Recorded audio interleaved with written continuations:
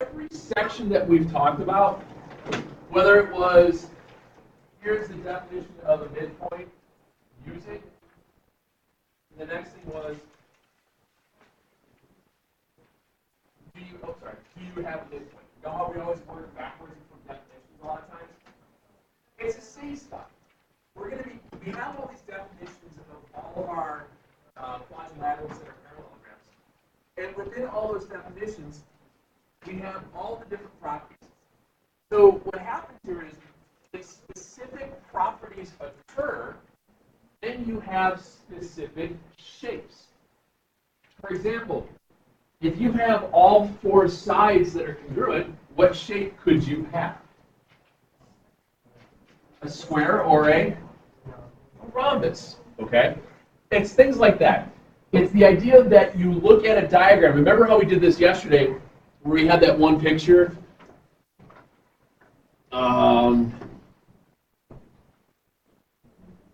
We had the picture like this.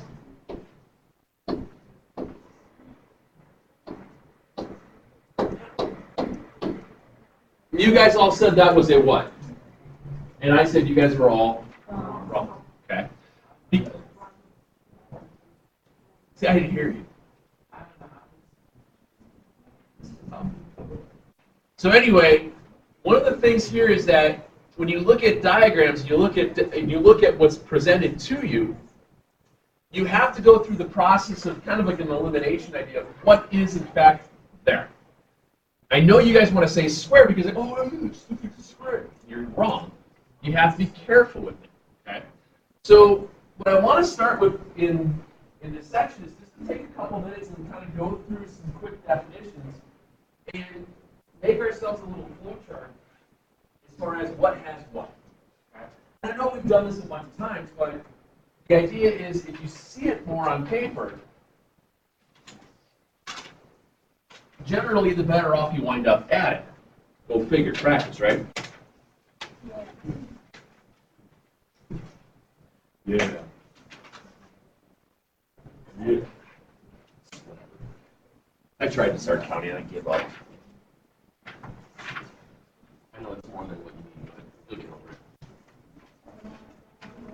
So take a couple minutes on this chart and yeah, just take a couple minutes on it and go through it and check off which ones you believe have certain properties.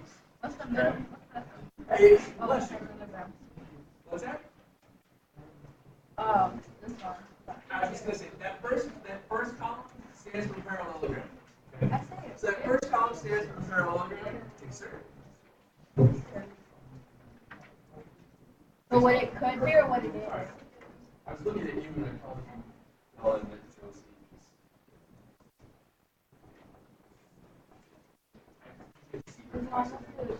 That was this or what it could be.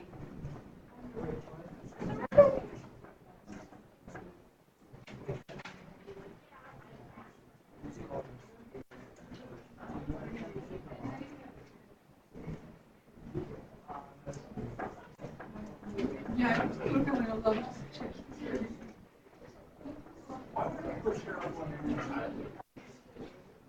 You got to be told what I like your child. Hey, you like to work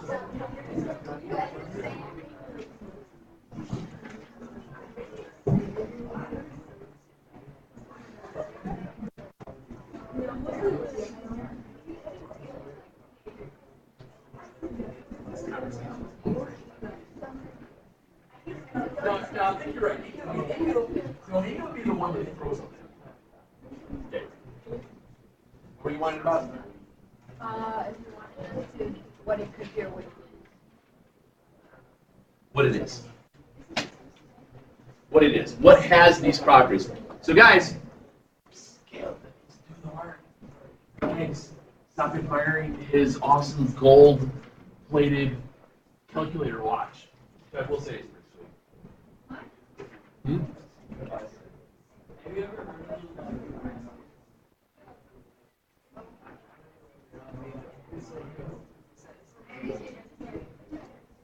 it's like I don't know, it's like glasses are really hard.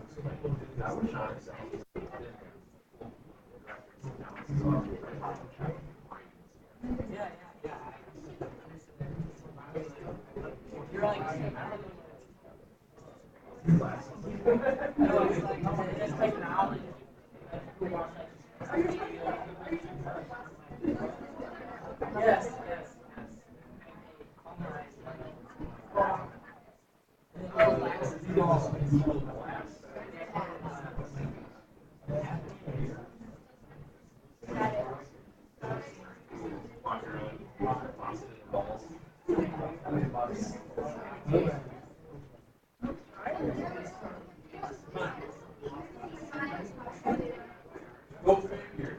You're talking about vocabulary the entire school year. That's how you define your.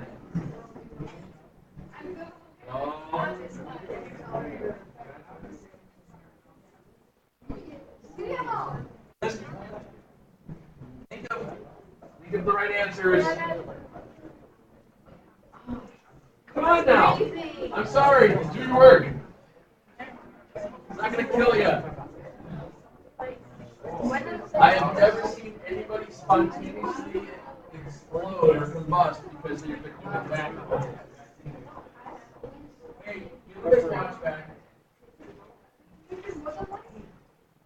I don't know, Clarker, what do you think? Is it possible that there may be some shades that share certain qualities with other shades? No. If there was only some way of maybe looking up and seeing if you are correct on figuring something out like that. Wow. No, 7 was fine. Remember, I'm equal opportunity when it comes to making fun of students. Speaking of, I already talked about that.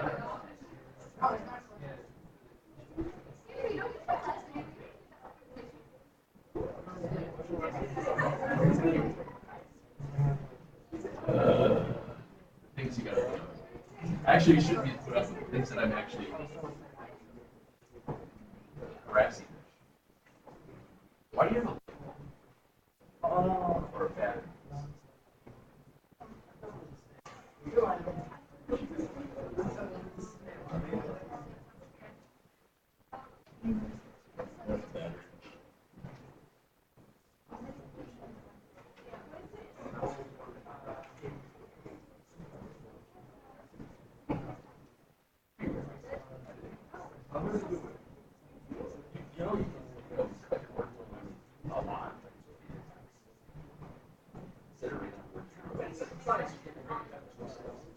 But you're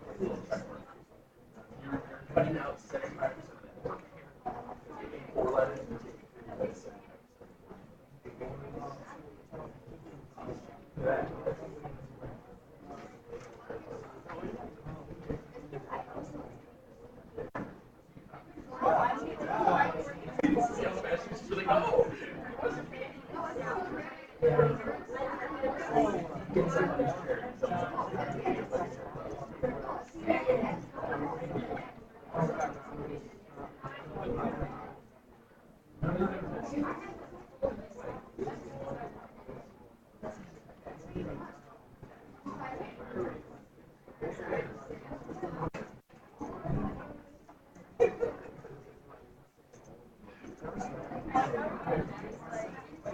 oh, I need a little less of whatever that was hard to roll.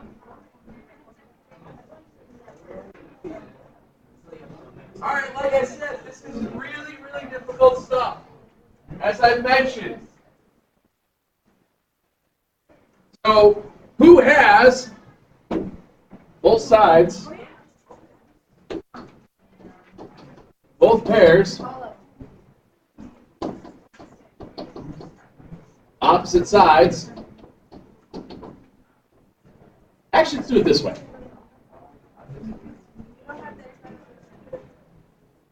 What's that? No, as you can see, there were 4 of them that I had to change. It's my handwriting. I'm sorry to disappoint you. Sometimes I do make mistakes. Thank you. I'm working so hard at my drawing skills. No. They basically kicked me out of my art classes.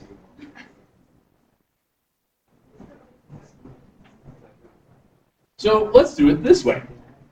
Okay. Which of these have opposite sides that are congruent? All of them. So I'm going to go ahead and take the shapes and mark them.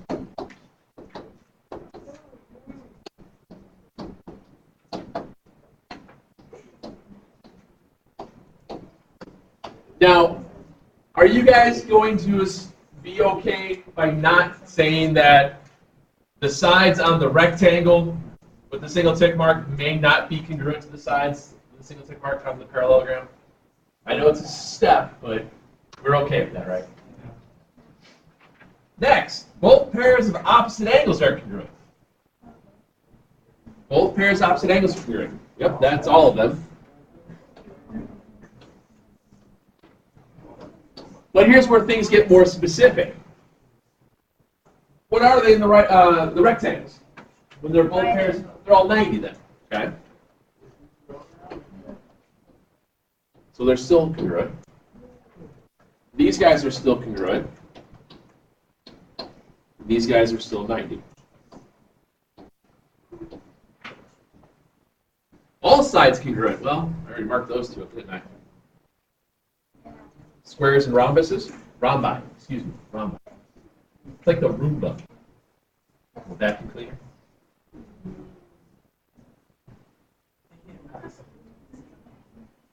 What's that? All angles congruent. Which ones have all angles that are congruent? Rectangle and square. All right, which ones have perpendicular diagonals? This is one that people tend to overlook. Rhombus and... Okay. Now, when you get into these things, let's see if I can draw this decently. Not really, but whatever.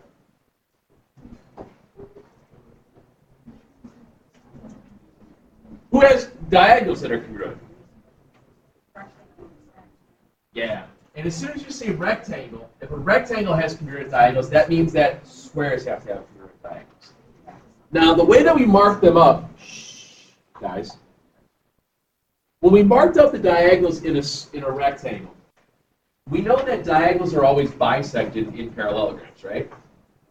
The answer should be yes. Yes, we know that. Now, in a rectangle, if you think about it, you get 1, 2, 3, 4 chunks that are all the same. So what we did a lot of times, we just made sure that we did this to show that all 4 of them were the same. What's that? What do you put one? Oh, yeah. I was just using like a little V-ish thing. And it does the same thing with the square. I didn't use 3 because it just started getting. And consecutive angles are supplementary. I think there was one of the questions yesterday when we talked about consecutive.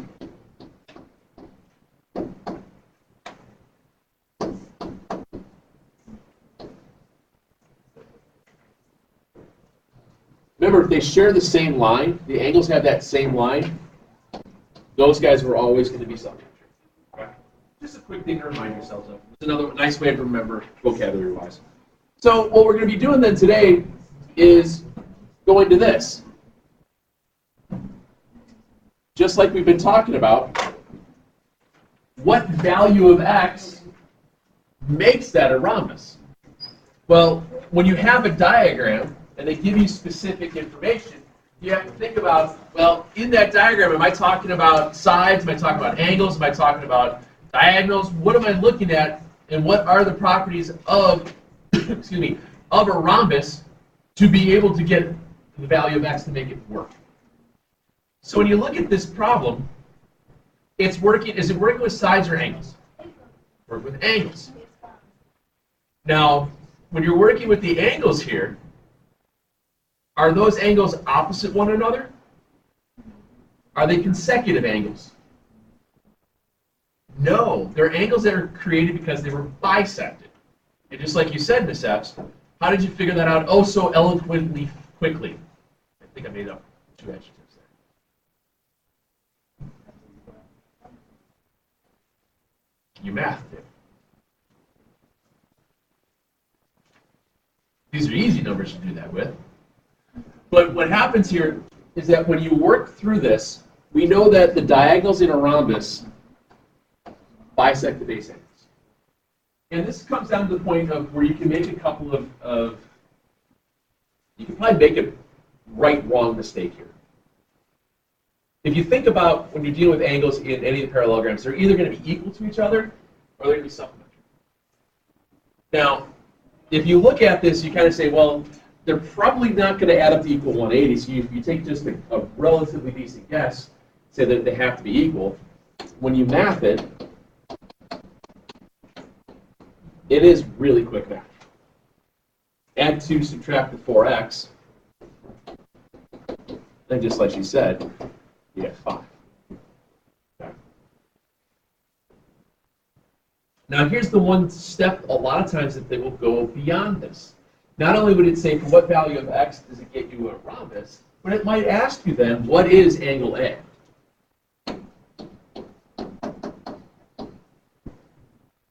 Could I use that value of x to figure out what angle A is? Yeah. Now, when you put the value of x back in, what's 6 times 5? Subtract 2 and you get 28. Now, if I do that same thing with the 4 times 5 plus 8, what else do I get? Good. So I know that both those two angles that it's pointing to are both 28 degrees. Well, 28 and 28 is how much? So if I'm looking at this then, this angle B, ABC, the large angle is 56, which makes angle A its supplement. So what would be the supplement? How much? Take the 180, subtract the 56, you get the 124. Okay? That's the idea where a lot of times it's not only you're going to be using the properties of the parallelograms and whatnot, it might ask you to take it that one extra step to figure out what's the next angle, what's the next side, something like that. Okay? It's not that it's difficult, it's the idea that you have to read it and take an extra piece or an extra moment to figure out what they're looking for. Not too bad? Here's, like I said, this is pretty quick stuff. Same thing here. Find the value of y that makes it a rectangle, and then what is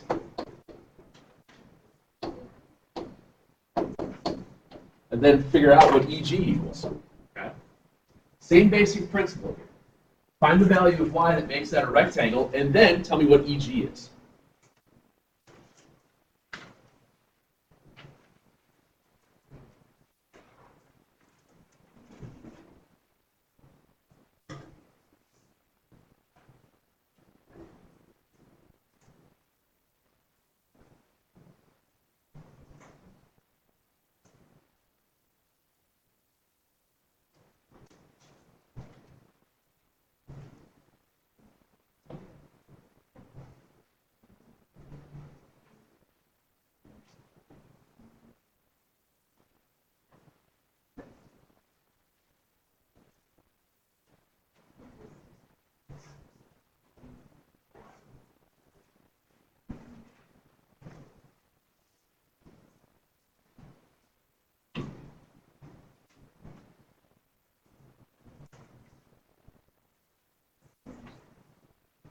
What do you have to do in those 2 sessions?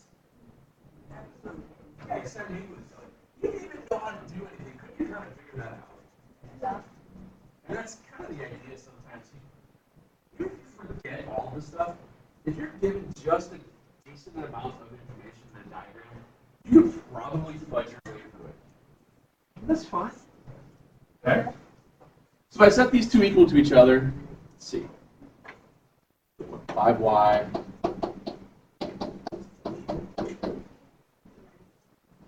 Subtract the 5y, add the 5, you get 8. And y is? So if y is 4, what's EG? 46. Good. The reason that it's 46 is because if you take this value of 4, substitute in there, 5 times 4 is 20, add 3, 23, double it, 46. Okay. Again, it's not that it's horrible, difficult math. It's just enough to annoy you to the fact that you have to remember how to do something.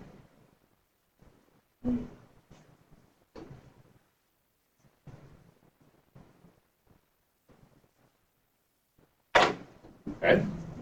For what value of x is the parallelogram a square? Again, when you look at it, you have to decide whether or not is it looking at sides, is it looking at angles, what is it looking at? It's looking at the angle. And the reason why you know that it's looking at the angle is because what's in the problem? Yeah, the degree symbol. Okay. Where is that where is that angle located? It's where the diagonals intersect, right? When the diagonals intersect in a square, what kind of angles form?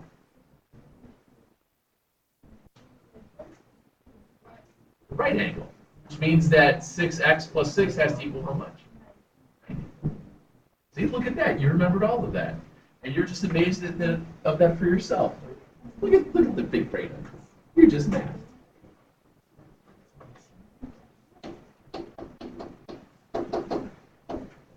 Subtract 6. Excuse me. Divide that out, and you get what?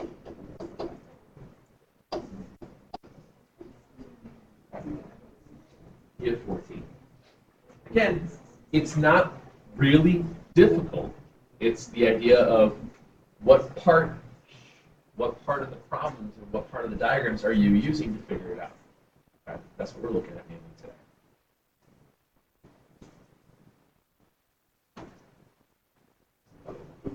Load that one up. It got booted out last hour. We want to boot up the Pearson stuff. It booted me out. No, I got one more.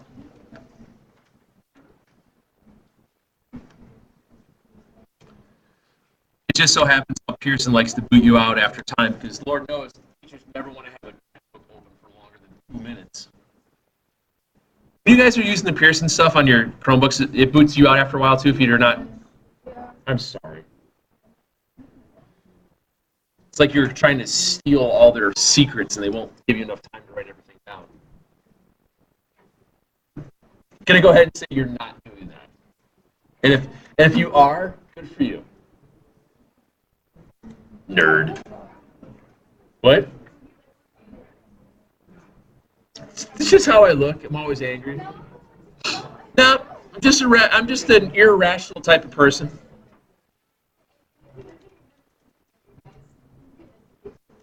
Nerds.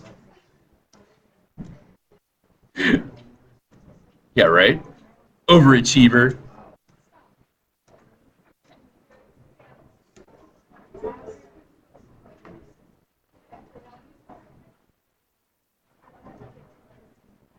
Ooh, there it is.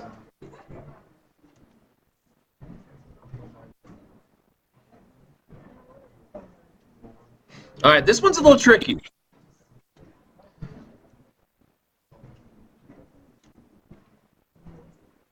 Find the value of x.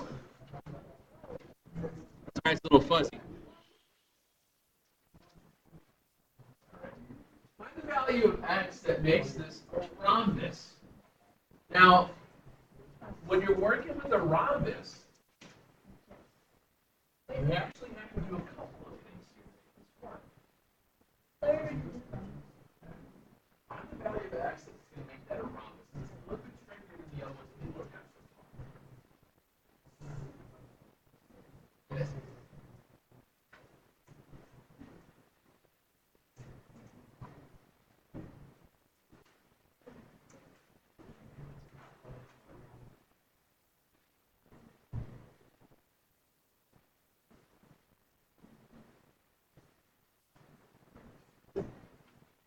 So the relationship between those two angles really isn't one, is there?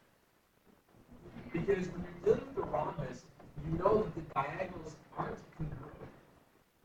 So that means that those two angles can't be equal because you're not going to get a nice opposite triangle there. But what is it? They're supplementary. Yeah, that's right. They have to be supplementary. Well, not. I'm not saying supplementary. I'm sorry. They should be complementary. Yep. Because when you get here, and I got ahead of myself here, because that happens, and then how many degrees are in a triangle? If I take out 90, how much is left? Which means they have to be complementary. So these two have to add up to equal 90. Ladies and gentlemen, guys. So when we go back to complementary, that means that we have 3x, 6, 8x, and 7 would be 90.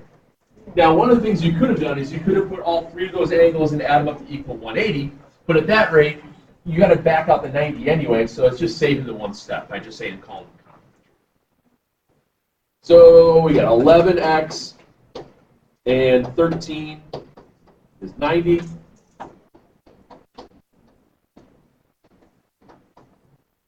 And you wind up with some very great math. Yeah.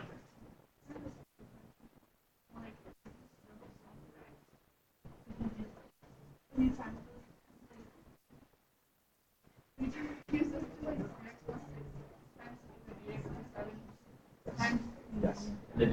Yeah, because and it's a long way of doing it, yeah. Because you know these two are the same, and these two are the same.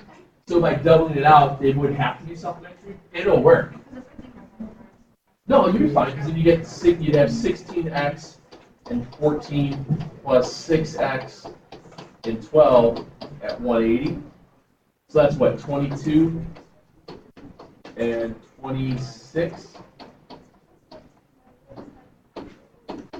That would be 154, I believe. And you still get it. It still works. Honestly, I didn't even think of doing it that way. Because I immediately remembered that you have the right angle. But yeah, that would work. That would work. It's a good way. It's another way of doing it.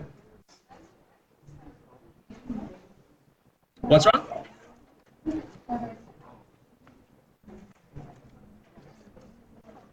Let's see, what was the other one? All right. Let me give you a few of these to try. I took one of the ladies and gentlemen.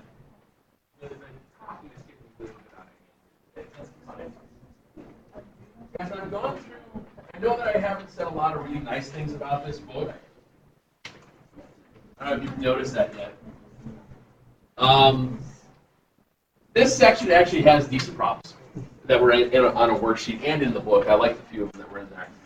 I'd like you to wrote down these numbers earlier. On this worksheet, this 6.5 practice sheet, I want you to do 1 through 10, and then 13 through 18. No, you should be able to do this one on here without a big deal. Real quick, on number 4, I wrote it up here on the whiteboard. Oh, thanks, sir. On number 4, it's an O in that top right corner, not a C. Okay? It's an O, not a C. Thank you, ma'am. Thank you. We realized that earlier that when it ran off, it didn't make a clean copy. Okay? Does that make sense? Because everyone's like, where's the O?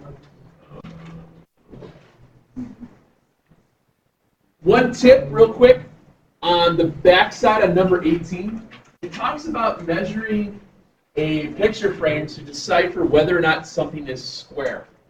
What does it mean to check to see if something's square? If you get the right angles and stuff like that. But also, in a square, you have all sides of the same. Now, one of the true ways, and we'll probably talk more about this tomorrow. Have any of you guys ever helped anybody like install a door? You know when you have, all right, let me ask you, you guys ever heard of a thing called a shim? Not a shiv or a shame. A shim. A wooden shim. A wooden shim is like a small thin piece of lumber that you fur behind whatever you're installing, whether it's a door frame, a window, a cabinet, to help make it level or plumb or square to something else. Because do any of you guys have a door in your house, and if you have an older house, when you open it, it kind of rubs on the floor, it's a little crooked or hard to corrupt? It's because what happens over time when you have wooden frames up, this won't happen, it's all metal. A lot of stuff in wooden frames, over time, they warp. You know, the wood gets damp, it just starts to rot, and it can bend itself out. I know a really good example. Any of you guys have a wooden screen door that goes into like your garage? Just a little screen door that goes in and out of your garage. I put a screen door in my garage door because the way our garage faces, when I leave it open, we get a great breeze during the summertime. I don't do it right now because it's kind of cold. But one of the things that you find with like cheap wooden screen doors, because they're like $20, they're not expensive. Over time, when they have just those two hinges, they tend to droop. A door tends to droop down a little bit. So they use what's called a turn. You ever seen what's called a turnbuckle?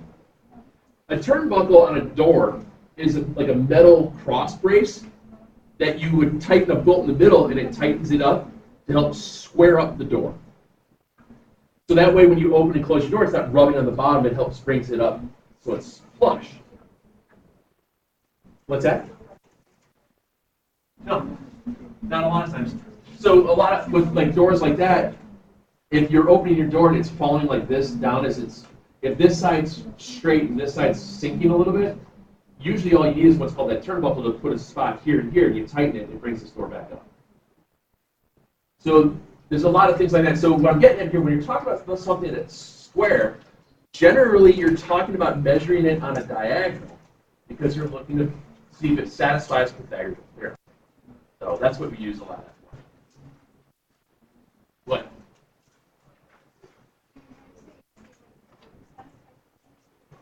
When you measure something diagonally to see if it satisfies Pythagorean theorem. We talk about this a lot. Pythagorean theorem of measuring something square is probably the most useful thing in geometry because you don't want to walk into a house that's crooked. I mean, unless you're, did you say Charlie Chocolate Factory? Yeah, I give that. But it's not the safest building.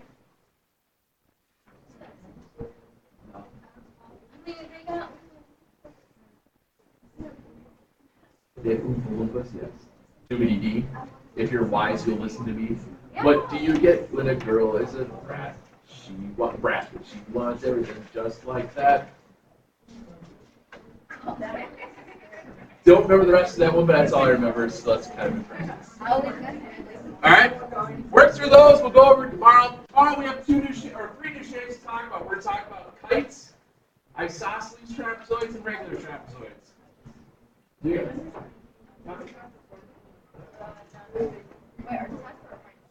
I don't know which one's which. I just know that what you get when a girl is a brat. That's all I want. That's all I want.